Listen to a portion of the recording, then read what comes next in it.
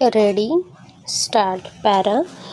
जो शासकीय कर्मचारी नियत वयोमान पूर्ण होताच किंवा अन्यथा सेवानिवृत्त झाला असेल आणि ज्याच्या विरुद्ध कोणतीही विभागीय किंवा न्यायिक कार्यवाही सुरू केली असेल किंवा विभागीय कार्यवाही पुढे चालू ठेवण्यात आली असेल त्याच्या बाबतीत कार्यालय प्रमुख शासकीय कर्मचाऱ्यांसाठी विहित केलेल्या अधिनियमांच्या तरतुदीनुसार सेवानिवृत्तीचा तारखेपासून सुरू होणाऱ्या 6 महिन्यांच्या कालावधीकरिता तात्पुरते सेवानिवृत्ती वेतन मंजूर करू शकतात. तथापि हा कालावधी संबंधित महालेखापालांच्या संमतीने विभागीय किंवा न्यायिक कार्यवाही पूर्ण होईपर्यंत वाढवून तात्पुरते निवृत्ती वेतन या कालावधीपर्यंतच चालू ठेवता येते. पॅरा.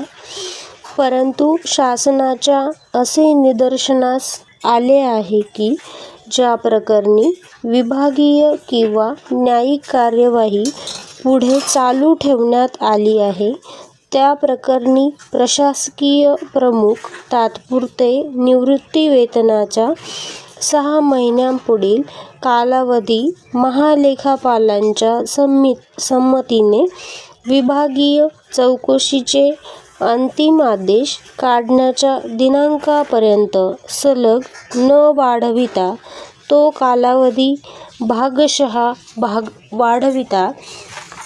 त्यामुळे निवृत्ती वेतन धारकास तात्पुरते निवृत्ती वेतन नियमितपणे मिळत नाही आणि त्यास निष्कारण त्रास सहन करावा लागतो.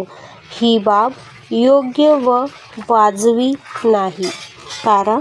म्हणून याद्वारे सर्व संबंधितांना असे निदर्शनास देण्यात येते की ज्या प्रकरणी सेवानिवृत्त कर्मचाऱ्याविरुद्ध विभागीय अथवा न्यायिक कार्यवाही सुरू आहे किंवा विभागीय कार्यवाही पुढे चालू ठेवण्यात आली आहे अशा प्रकरणांमध्ये तात्पुरत्या निवृत्ती वेतनाचा कालावधी महालेखापालांच्या संमतीने 6 महिन्यांच्या पुढे वाढविताना तो भागशः न वाढविता विभागीय किंवा न्यायिक कार्यवाही पूर्ण होईपर्यंतच्या कालावधीसाठी एकाच वेळी किंवा सलगरित्या वाढविण्यात यावा.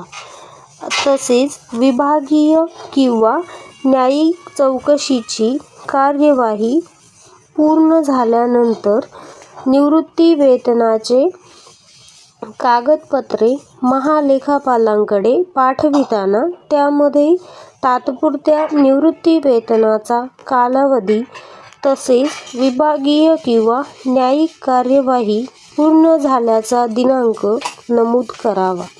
निलंबित कर्मचाऱ्यांसह देय रकमेबाबत शासनाच्या संबंधित खात्याची अनुमती घेण्याबाबत सुद्धा विनाविलंब कार्यवाही केली पाहिजे. स्टॉप.